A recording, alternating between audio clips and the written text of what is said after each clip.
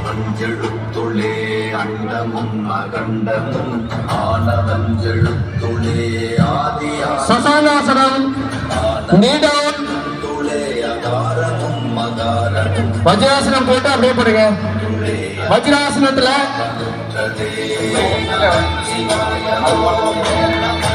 வஜ்ராசனம் போட்டுங்க. அப்பதான் இடுப்பு ஃப்ரீ ஆகும். வஜ்ராசனம் போட்டு child pose student child pose. Very good. நினைப்புமாய் மறப்புமாய் மாய்கையை அனைத்துமாய கண்டமாய நாதி முன்ன நாதியாய் எனக்குள் நீ உனக்குள் நான்